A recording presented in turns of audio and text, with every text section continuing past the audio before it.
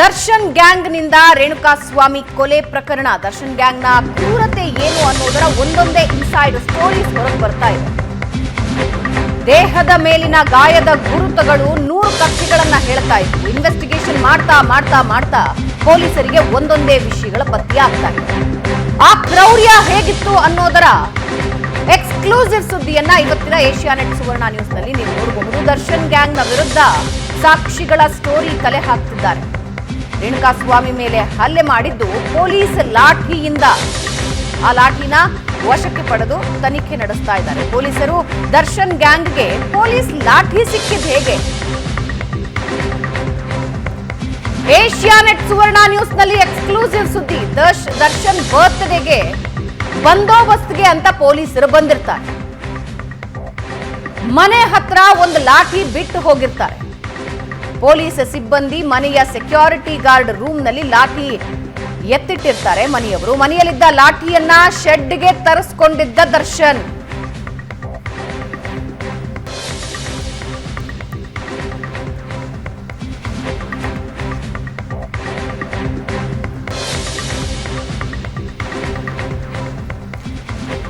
ಇದ್ರ ಬಗ್ಗೆ ಮಾತನಾಡೋದಕ್ಕೆ, ಇನ್ನಷ್ಟು ಇನ್ಫಾರ್ಮೇಶನ್ ಕೊಡೋದಕ್ಕೆ ರಮೇಶ್ ನಮ್ಮ ಜೊತೆ ಇದ್ದಾರೆ. ಪ್ರಶಾಂತ್, ರಮೇಶ್, ಏನಿದು ಒಂದು ಲಾಠಿಯ ಕಥೆ?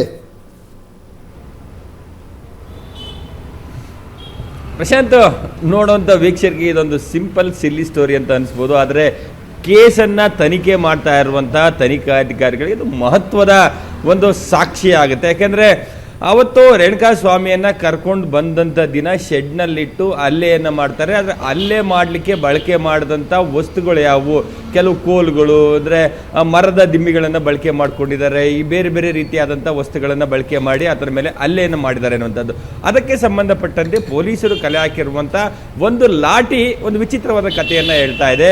ಅಂದರೆ ದರ್ಶನ್ ಬರ್ತಾ ಇದ್ದಂಥ ಸಂದರ್ಭದಲ್ಲಿ ಆತನ ಮನೆಯ ಮುಂದೆ ಅಂದರೆ ಜನ ಸೇರ್ತಾರೆ ಅನ್ನೋ ಕಾರಣಕ್ಕೆ ಒಂದು ಭದ್ರತೆಯನ್ನು ನಿಯೋಜನೆ ಮಾಡಿರ್ತಾರೆ. ಆ ಸಂದರ್ಭದಲ್ಲಿ ಬಿಟ್ಟು ಹೋದಂಥ ಒಂದು ಲಾಠಿ ಏನಿತ್ತು, ಆ ಲಾಠಿ ರೇಣುಕಾಸ್ವಾಮಿ ಹಲ್ಲೆಗೆ ಬಳಕೆ ಮಾಡಲಾಗಿದೆ ಅನ್ನುವಂಥದ್ದು. ಅಂದರೆ ಅವತ್ತು ರೇಣುಕಾಸ್ವಾಮಿ ಕರ್ಕೊಂಡು ಬಂದು ಶೆಡ್ಗೆ ಬಂದ ನಂತರ ಆತನನ್ನು ಹಲ್ಲೆ ಮಾಡಲಿಕ್ಕೆ ಮುಂದಾದ ಸಂದರ್ಭದಲ್ಲಿ ದರ್ಶನ್ ಒಬ್ಬನನ್ನ ಮನೆಗೆ ಕಳಿಸಿ ಮನೆಯಿಂದ ಆ ಸೆಕ್ಯೂರಿಟಿ ಒಂದು ರೂಮ್ನಲ್ಲಿದ್ದಂಥ ಒಂದು ಲಾಠಿಯನ್ನ ತರಿಸ್ಕೊಂಡು ಅದರಲ್ಲಿ ಹಲ್ಲೆ ಮಾಡುವಂಥದ್ದು. ಅಂದರೆ ಆ ಯಾವ ವ್ಯಕ್ತಿ ದರ್ಶನ್ ಮನೆಗೆ ಹೋಗಿ ಲಾಠಿಯನ್ನು ತೆಗೆದುಕೊಂಡು ಬಂದು ದರ್ಶನ್ಗೆ ಕೊಡುವಂಥ ಏನಿದೆ ಸಂಪೂರ್ಣವಾದಂಥ CCTVಯನ್ನು ಪೊಲೀಸರು ಕಲೆ ಹಾಕಿರುವಂಥದ್ದು. ಮತ್ತು ಅದೇ ಲಾಠಿಯನ್ನು ಬಳಕೆ ಮಾಡಿಕೊಂಡು ರೇಣುಕಾಸ್ವಾಮಿಗೆ ಹಲ್ಲೆ ಮಾಡಿದ್ದಾರೆ. ಆ ಒಂದು ಲಾಠಿಯ ಪೀಸ್ಗಳು ಆ ಶೆಡ್ನಲ್ಲಿ ಲಭ್ಯ ಆಗಿರುವಂಥದ್ದು.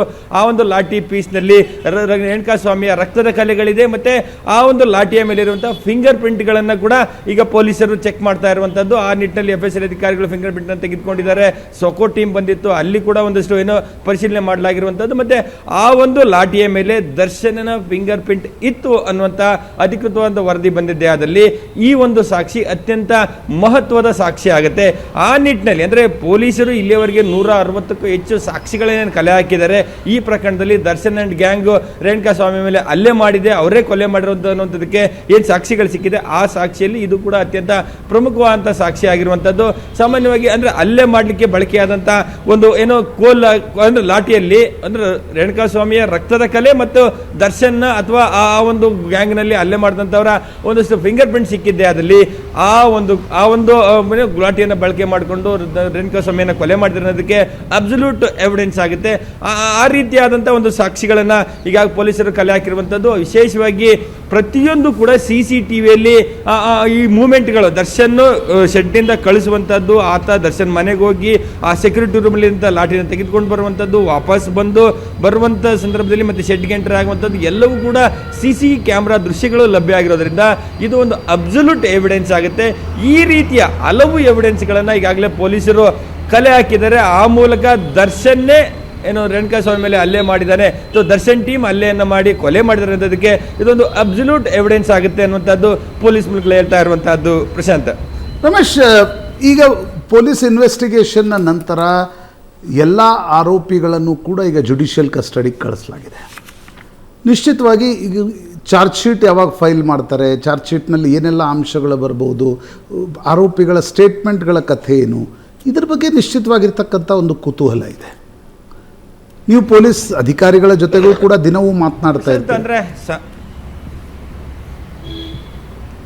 ಪ್ರಶಾಂತ್ ಅಂದರೆ ಒಂದು FIR ನಲ್ಲಿ ಯಾವುದೇ ಒಬ್ಬ ಆರೋಪಿಯನ್ನು ಅರೆಸ್ಟ್ ಮಾಡಿದ್ರು ಅನ್ನುವಂಥದ್ದಾದರೆ ಅರೆಸ್ಟ್ ಮಾಡಿದ 90 ಡೇಸ್ ಒಳಗಡೆ ಕೋರ್ಟ್ಗೆ ಒಂದು ಚಾರ್ಜ್ ಶೀಟನ್ನು ಸಲ್ಲಿಸಬೇಕು. ಆ ನಿಟ್ಟಿನಲ್ಲಿ ಪೊಲೀಸರು ಎಲ್ಲ ರೀತಿಯಾದ ಒಂದು ತಯಾರಿಗಳನ್ನು ಚಾರ್ಜ್ ಶೀಟನ್ನು ಚಾರ್ಜ್ ಶೀಟನ್ನು ಸಲ್ಲಿಕೆ ಮಾಡಲಿಕ್ಕೆ ಎಲ್ಲ ರೀತಿಯಾದಂಥ ಒಂದು ಪ್ರಯತ್ನಗಳನ್ನು ಮಾಡ್ತಾ ಇರುವಂಥದ್ದು. ಆ ನಿಟ್ಟಿನಲ್ಲಿ ಈವರೆಗೆ ಕಲೆ ಹಾಕಿದಂಥ ಎಲ್ಲ ಸಾಕ್ಷಿಗಳನ್ನು ಕ್ರೋಢೀಕರಿಸಿ, ಅಂದರೆ ಸಾಮಾನ್ಯವಾಗಿ ಆರೋಪಿಗಳನ್ನ ಕಸ್ಟಡಿಯಲ್ಲಿಟ್ಟು ತನಿಖೆ ಮಾಡುವಂಥ ಸಂದರ್ಭದಲ್ಲಿ ಅತ್ಯಂತ ತ್ವರಿತಗತಿಯಾಗಿ ಮತ್ತು ಆರೋಪಿಗಳಿಂದ ಕಲೆ ಹಾಕಬೇಕಾದಂಥ ಒಂದಷ್ಟು ಮೆಟೀರಿಯಲ್ ಎವಿಡೆನ್ಸ್ಗಳಾಗಲಿ ಅಥವಾ ಅವರಿಂದ ಬೆಳಕಬೇಕಾದಂಥ ಹೇಳಿಕೆಗಳಾಗಲಿ ಅದರ ಮೇಲೆ ಕಾನ್ಸಂಟ್ರೇಷನ್ ಮಾಡಿದ್ರು. ಆರೋಪಿಗಳು ಕೊಟ್ಟ ಎವಿಡೆನ್ಸ್ಗೆ ಸಬ್ಸ್ಟ್ಯಾನ್ಸ್ ಆಗಿ ಬೇರೆ ಬೇರೆ ಏನೋ ವೈದ್ಯರುಗಳಿಂದ ಬರುವಂಥ ಒಪಿನಿಯನ್ ಆಗಿರ್ಬೋದು ಅಥವಾ FSL ಇಂದ ಬರಬೇಕಾದಂಥ ವರದಿಗಳಾಗಿರ್ಬೋದು ಅಥವಾ ಎವಿಡೆನ್ಸ್ ಅನ್ನ ಪಡ್ಕೊಳ್ಳಿಕ್ಕೆ ಅಂದರೆ ಬೇರೆ ಸಾಕ್ಷಿಗಳೇನು ಸಾಂದರ್ಭಿಕ ಸಾಕ್ಷಿಗಳಿದೆ ಅವರ ಹೇಳಿಕೆಯನ್ನು ಪಡ್ಕೊಳ್ಳುವಂಥದ್ದು. ಹಾಗಾಗಿ ಆರೋಪಿಗಳು ಹೇಳುವಂಥ ಕತೆಗೆ ಸಂಪೂರ್ಣವಾದಂಥ ಸಾಕ್ಷಿಗಳನ್ನ ಕಲೆ ಹಾಕಿ 90 ದಿನಗಳ ಒಳಗಾಗಿ ಆ ಒಂದು ಚಾರ್ಜ್ ಶೀಟನ್ನು ಹಾಕಲಿಕ್ಕೆ ಮುಂದಾಗಿರುವಂಥದ್ದು. ಅದರಲ್ಲಿ ಪ್ರಮುಖವಾಗಿ ಪ್ರಶಾಂತ್ ಅಂದರೆ ಈ 2 ದಿನಗಳ ಹಿಂದೆ 4 ಜನ ಆರೋಪಿಗಳನ್ನ ಬೆಂಗಳೂರು ಜೈಲಿನಿಂದ ತುಮಕೂರು ಜೈಲಿಗೆ ಶಿಫ್ಟ್ ಮಾಡಿದ್ದಾರೆ. ಆ ಆರೋಪಿಗಳನ್ನ ಅದೇ ರೀತಿ ಏನು ಹೇಳಿಕೆಯನ್ನು ಕೊಟ್ಟಿದ್ದಾರೆ ಅದೇ ರೀತಿ ಹೇಳಿಕೆ ಕೊಡುವ ರೀತಿ ಅವರಿಗೆ ಭದ್ರತೆಯನ್ನು ಕೊಡುವಂಥದ್ದು, ಅವರಿಗೆ ಒಂದು ಏನೋ ಮಾನಸಿಕ ಸ್ಥೈರ್ಯವನ್ನು ತುಂಬಿ, ಅಂದರೆ ನಿಮ್ಗೆ ಏನಾಗಲ್ಲ, ನೀವು ನಮ್ಮ ಜೊತೆ ಇದ್ದೀವಿ, ನಿಮ್ಗೆ ಏನು ಗೊತ್ತು ಅದನ್ನ ನಮ್ಮ ಮುಂದೆ ಏನು ಹೇಳಿದಿರಿ ಅದನ್ನೇ ಕೂಡ 164 ಹೇಳಬೇಕು ಅಥವಾ ಕೋರ್ಟ್ ಮುಂದೆ ಟ್ರಯಲ್ನಲ್ಲಿ ಹೇಳಬೇಕು ಅನ್ನೋ ನಿಟ್ಟಿನಲ್ಲಿ ಅವರನ್ನ ಉಳಿಸ್ಕೊಳ್ಳುವಂಥದ್ದು ಕೂಡ ಪೊಲೀಸರಿಗಿರುವಂಥ ಒಂದು ಚಾಲೆಂಜು. ಹಾಗಾಗಿ ಪೊಲೀಸರು ಪ್ರತಿ ಚಾರ್ಜ್ ಶೀಟ್ ಹಾಕುವವರೆಗೆ ಈ ಪ್ರಕರಣದಲ್ಲಿ ಏನೆಲ್ಲ ಎವಿಡೆನ್ಸ್ಗಳು ಸಿಗುತ್ತೆ ಆ ಎಲ್ಲ ಎವಿಡೆನ್ಸ್ಗಳನ್ನ ಕ್ರೋಢೀಕರಣ ಮಾಡಿಕೊಂಡು 90 ದಿನಗಳ ಒಳಗಾಗಿ ಚಾರ್ಜ್ ಶೀಟನ್ನು ಹಾಕಲಿಕ್ಕೆ ಒಂದು ತಯಾರಿಗಳನ್ನ ಮಾಡಿದ್ದಾರೆ. ಒಂದು ವೇಳೆ 90 ದಿನಗಳ ನಂತರವೂ ಏನಾದರೂ ತನಿಖೆಯಲ್ಲಿ ಒಂದಷ್ಟು ಇನ್ನೂ ತನಿಖೆ ಮಾಡಬೇಕಾದಂಥ ಒಂದು ಬೇರೆ ಬೇರೆ ರೀತಿಯಾದ ಎವಿಡೆನ್ಸ್ಗಳನ್ನ ಕಲೆ ಹಾಕಬೇಕಾದಂಥ ವಿಚಾರಗಳಿದ್ದೇ ಆದಲ್ಲಿ ಮತ್ತೆ ಮುಂದಿನ ಹಂತದಲ್ಲಿ ಚಾರ್ಜ್ ಶೀಟನ್ನು ಸಲ್ಲಿಸ್ತೀವಿ, ಅಂದರೆ ಅಡಿಷನಲ್ ಚಾರ್ಜ್ ಶೀಟನ್ನು ಸಲ್ಲಿಸ್ತೀವಿ ಅಂತೇಳಿ ಒಂದು ಅನುಮತಿಯನ್ನು ಪಡ್ಕೊಂಡು 90 ದಿನಗಳ ಒಳಗಾಗಿ ಚಾರ್ಜ್ ಶೀಟನ್ನು ಸಲ್ಲಿಸಲಿಕ್ಕೆ ಪೊಲೀಸರು ಎಲ್ಲ ರೀತಿಯಾದ ಸಿದ್ಧತೆಯನ್ನು ಮಾಡ್ಕೊಂಡಿದ್ದಾರೆ. ಇಲ್ಲಿಯವರೆಗೆ ಸಿಕ್ಕಂತ 160ಕ್ಕೂ ಹೆಚ್ಚು ಎವಿಡೆನ್ಸ್ಗಳೇನಿದೆ ಅದು ಸಂಪೂರ್ಣವಾಗಿ ದರ್ಶನ್ ಅಂಡ್ ಗ್ಯಾಂಗ್ ರೇಣುಕಾಸ್ವಾಮಿಯನ್ನ ಹಲ್ಲೆ ಮಾಡಿ ಕೊಲೆ ಮಾಡಿದೆ ಅನ್ನುವಂಥದ್ದಕ್ಕೆ ಮತ್ತೆ ಕೊಲೆ ಮಾಡಿದ ನಂತರ ಸಾಕ್ಷ್ಯಗಳ ನಾಶಕ್ಕೆ ಏನೆಲ್ಲ ಪ್ರಯತ್ನಗಳು ಮಾಡಿದೆ ಅನ್ನೋದಕ್ಕೆ ಒಂದು ಅಬ್ಸಲ್ಯೂಟ್ ಆದಂಥ ಎವಿಡೆನ್ಸ್ಗಳು ಸಿಕ್ಕಿದೆ. ಆ ಎವಿಡೆನ್ಸ್ಗಳನ್ನ ಇಟ್ಕೊಂಡು ಚಾರ್ಜ್ ಶೀಟ್ ಅನ್ನ ಸಲ್ಲಿಸ್ತೀವಿ ಅನ್ನುವಂಥದ್ದನ್ನ ಪೊಲೀಸ್ ಮೂಲಗಳು ಹೇಳ್ತಾ ಇದೆ. ರಮೇಶ್, ಈ ರೀತಿ ಹೈ ಪ್ರೊಫೈಲ್ ಪ್ರಕರಣದಲ್ಲಿ ಚಾರ್ಜ್ ಶೀಟ್ ಅಂದರೆ 90 ದಿನಗಳ ಏನು ಅವಕಾಶ ಇರುತ್ತೆ, ಅಲ್ಲಿಯವರೆಗೆ ಬೇಲ್ ಸಿಗುವ ಸಾಧ್ಯತೆಗಳು ಕಡಿಮೆ ಇರ್ತವೆ. Am I right? ಯಾಕಂದ್ರೆ ಈಗ ಜುಡಿಷಿಯಲ್ ಕಸ್ಟಡಿ ಅವಧಿ ಮುಗಿದ ಬೇಲ್ ಅಪ್ಲಿಕೇಶನ್ ಮೂವ್ ಆಗುತ್ತೆ. ಮತ್ತೆ ತುಂಬಾ ಖಂಡಿತ ಪ್ರಶಾಂತ್ ಅಂದರೆ 10 ವರ್ಷಕ್ಕಿಂತ ಹೆಚ್ಚಿನ ಶಿಕ್ಷೆಗಳು ಇರುವಂತಹ ಒಂದು ಈನಸ್ ಕ್ರೈಮ್ಗಳಲ್ಲಿ ಸಾಮಾನ್ಯವಾಗಿ ಕೋರ್ಟ್ಗಳು ಇನ್ವೆಸ್ಟಿಗೇಷನ್ ನಡೆಯುವಂಥ ಸಂದರ್ಭದಲ್ಲಿ ಬೇಲ್ಗಳನ್ನು ಕೊಡೋದಿಲ್ಲ. ಸೊ ಅದ್ರ ಜೊತೆ ಇಂತಹ ಒಂದು ತೀರಾ ಏನೋ ಹೈ ಪ್ರೊಫೈಲ್ ಪ್ರಕರಣಗಳಲ್ಲಿ ಯಾವುದೇ ಕಾರಣಕ್ಕೂ ಕೋರ್ಟ್ಗಳು ಕೂಡ ಅಂದರೆ ಬೇಲ್ ಅಪ್ಲಿಕೇಶನ್ ಅಪ್ಸೆಟ್ ಮಾಡುವಂಥದ್ದು ತೀರಾ ಕಡಿಮೆ. ಅದೇ ಕಾರಣಕ್ಕೆ ಈವರೆಗೂ ಕೂಡ ದರ್ಶನ್ ಅರೆಸ್ಟ್ ಆಗಿ ಸುಮಾರು 15 ದಿನಗಳ ನಂತರ ಆಯಿತು ಅಥವಾ ಜೈಸಿಗೆ ಹೋಗಿ ಇವತ್ತು 4ನೇ ದಿನ ಆದರೂ ಕೂಡ ಅವರ ವಕೀಲರು ಈವರೆಗೂ ಕೂಡ ಜಾಮೀನು ಅರ್ಜಿಯನ್ನು ಸಲ್ಲಿಸ್ತೀವಿ ಅನ್ನುವಂಥ ನಿಟ್ಟಿನಲ್ಲಿ ಒಂದು ಸ್ಪಷ್ಟ ನಿರ್ಧಾರಕ್ಕೆ ಬಂದಿಲ್ಲ. ಯಾಕೆಂದ್ರೆ ಅವ್ರಿಗೂ ಗೊತ್ತು ಇನ್ವೆಸ್ಟಿಗೇಷನ್ ನಡೆಯುವಂಥ ಸಂದರ್ಭದಲ್ಲಿ ಜಾಮೀನು ಅರ್ಜಿಯನ್ನು ಸಲ್ಲಿಸಿದ್ದೇ ಆದಲ್ಲಿ ಕೋರ್ಟು ಅದನ್ನು ಇಯರ್ ಮಾಡುತ್ತೆ, ಆದರೆ ಅದರಿಂದ ಒಂದು ರಿಲೀಫ್ ಸಿಗುವಂಥ ಸಾಧ್ಯತೆಗಳು ತೀರಾ ಕಡಿಮೆ. ಅದನ್ನು ಮನಗಂಡಂಥ ವಕೀಲರುಗಳು ಈವರೆಗೂ ಕೂಡ ಜಾಮೀನನ್ನು ಸಲ್ಲಿಸಿಲ್ಲ. ಯಾಕೆಂದರೆ ಪ್ರಮುಖವಾಗಿರುವಂಥ ಕಾರಣ ಅಂದರೆ ಈ ಒಬ್ಬ ಪ್ರಭಾವಿ ವ್ಯಕ್ತಿ ಇದ್ದಾನೆ. ಸೊ ಈ ಪ್ರಕರಣದಲ್ಲಿ ಈತ ಹೊರಗಡೆ ಹೋದ್ರೆ ಅಂದರೆ ಬೇಲ್ ಪಡ್ಕೊಂಡು ಹೊರಗಡೆ ಬಂದಿದ್ದೇ ಆದಲ್ಲಿ ನಡೆಯುವಂಥ ಇನ್ವೆಸ್ಟಿಗೇಷನ್ಗೆ ತೊಂದರೆ ಆಗುತ್ತೆ. ಹಾಗಾಗಿ ಇಂಥ ಸಂದರ್ಭದಲ್ಲಿ ಒಳಗಡೆ ಇರುವಂಥದ್ದೇ ಸೂಕ್ತ ಅನ್ನುವಂಥದ್ದನ್ನ ಪೊಲೀಸರು ಕೂಡ ಕೋರ್ಟ್ಗೆ ಮನವಿಯನ್ನು ಮಾಡ್ತಾರೆ. ಅದೇ ರೀತಿ ಕೋರ್ಟ್ ಕೂಡ ಅರ್ಥೈಸುವಂಥ ಸಾಧ್ಯತೆಗಳಿರ್ತದೆ. ಹಾಗಾಗಿ ಇಂತಹ ಒಂದು ಈನೆಸ್ ಕ್ರೈಮ್ಗಳು ನಡೆದಂಥ ಸಂದರ್ಭದಲ್ಲಿ ಯಾವ ಕೋರ್ಟ್ಗಳು ಕೂಡ ಸಾಮಾನ್ಯವಾಗಿ ಜಾಮೀನನ್ನು ನೀಡೋದಿಲ್ಲ. ಅದೇ ಕಾರಣಕ್ಕಾಗಿ ದರ್ಶನ್ ಆಗಲಿ ಅಥವಾ ದರ್ಶನ್ ಗ್ಯಾಂಗ್ನ ಯಾವುದೇ ಸದಸ್ಯರುಗಳು ತಮ್ಮ ವಕೀಲರುಗಳ ಮೂಲಕ ಜಾಮೀನು ಅರ್ಜಿಯನ್ನು ಸಲ್ಲಿಸ್ತಾ ಇಲ್ಲ. ನಮಗೆ ಸಿಗ್ತಿರುವಂಥ ಮಾಹಿತಿ ಪ್ರಕಾರ ಇಲ್ಲೊಂದು ಕಡೆ ಚಾರ್ಜ್ ಶೀಟ್ ಆಗೋವರೆಗೂ ಕೂಡ ಜಾಮೀನು ಅರ್ಜಿಯನ್ನು ಸಲ್ಲಿಸೋದು ಬೇಡ ಅನ್ನುವಂಥ ನಿರ್ಧಾರಕ್ಕೆ ಬಂದಂತೆ ಕಾಣ್ತಾ ಇರುವಂಥದ್ದು. ಸಾಮಾನ್ಯವಾಗಿ ಜನಸಾಮಾನ್ಯರಿಗೂ ಗೊತ್ತು ಈ ಕೇಸಲ್ಲಿ ಎಲ್ಲೊಂದು ಕಡೆ ಚಾರ್ಜ್ ಶೀಟ್ ಆಗುವವರೆಗೂ ಕೂಡ ದರ್ಶನ್ ಹೊರಗಡೆ ಬರ್ಲಿಕ್ಕೆ ಸಾಧ್ಯನೇ ಇಲ್ಲ ಅನ್ನುವಂಥದ್ದು. ಅದೇ ಒಪಿನಿಯನ್ಗಳು ಕೂಡ ಆ ವಕೀಲರು ಕೂಡ ಹೇಳಿರುವಂಥದ್ದು ದರ್ಶನ್ ಕೂಡ ಇದು ಮೊದಲ ಬಾರಿ ಜೈಲಿಗೆ ಹೋಗಿದ್ದಲ್ಲ. ಸೊ ಈ ಹಿಂದೆ ಕೂಡ ಜೈಲಿಗೆ ಹೋದಂಥ ಇತಿಹಾಸ ಇದೆ. ಆ ಸಂದರ್ಭದಲ್ಲಿ ಏನಾಯಿತು, ಕೋರ್ಟ್ ಯಾವುದನ್ನ ಹೇಗೆ ಗಮನಿಸುತ್ತೆ, ಕಾನೂನು ಯಾವ ರೀತಿ ಇದೆ, ಮತ್ತೆ CRPCಯಲ್ಲಿ ಯಾವ ರೀತಿಯಾದಂಥ ಒಂದು ಅವಕಾಶಗಳಿದೆ ಅನ್ನುವಂಥದ್ದು ಕೂಡ ಆತನಿಗೂ ಕೂಡ ಒಂದು ಸ್ವಲ್ಪ ನಾಲೆಡ್ಜ್ ಇರುವಂಥದ್ದು. ಹಾಗಾಗಿ ಆತ ಎಲ್ಲ ಒಂದು ಕಡೆ ವಕೀಲರಿಗೆ ತಕ್ಷಣಕ್ಕೆ ಜಾಮೀನನ್ನು ಸಲ್ಲಿಸಿ ಅನ್ನುವಂಥ ಯಾವುದೇ ಸೂಚನೆ ಕೂಡ ಕೊಟ್ಟಂತೆ ಕಾಣ್ತಾ ಇಲ್ಲ. ಹಾಗಾಗಿ ಇನ್ವೆಸ್ಟಿಗೇಷನ್ ಟೈಮ್ ಏನಿದೆ ಅದು ತುಂಬ ಕ್ರೂಷಿಯಲ್ ಟೈಮು. ಇಂತಹ ಸಂದರ್ಭದಲ್ಲಿ ಯಾವುದೇ ಆರೋಪಿಗಳು ಹೊರಗಡೆ ಇದ್ದರೆ ಅದನ್ನು ತಮ್ಮದೇ ಆದಂಥ ಯಾವುದೇ ಬೇರೆ ಬೇರೆ ರೀತಿಯಾದಂಥ ಒಂದು ಎಫರ್ಟ್ ಹಾಕುವ ಮೂಲಕ ಕೇಸನ್ನು ಹಾಳು ಮಾಡುವಂಥ, ಸಾಕ್ಷಿಗಳನ್ನು ಹಾಳು ಮಾಡುವಂಥ, ತನಿಖೆಯನ್ನು ದಾರಿ ತಪ್ಪಿಸುವಂಥ ಕೆಲಸಗಳಾಗುತ್ತೆ.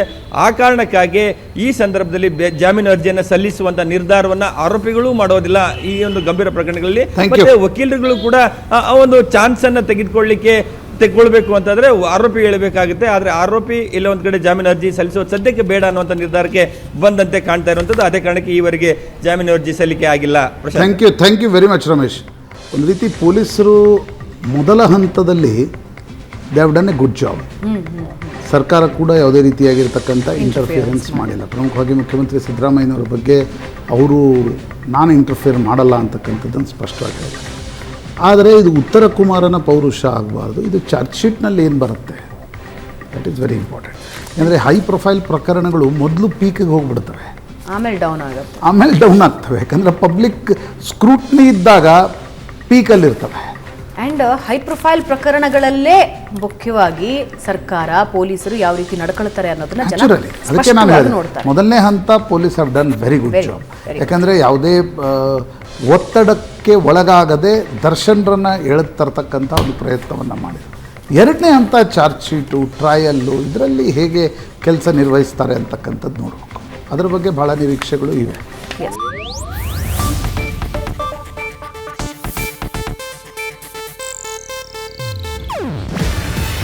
ಇದು ಏಷ್ಯಾನೆಟ್ ನ್ಯೂಸ್ ನೆಟ್ವರ್ಕ್ ಪ್ರಸ್ತುತಿ. ನೀವು ನೋಡ್ತಿದ್ದೀರಾ ಏಷ್ಯಾನೆಟ್ ಸುವರ್ಣ ನ್ಯೂಸ್.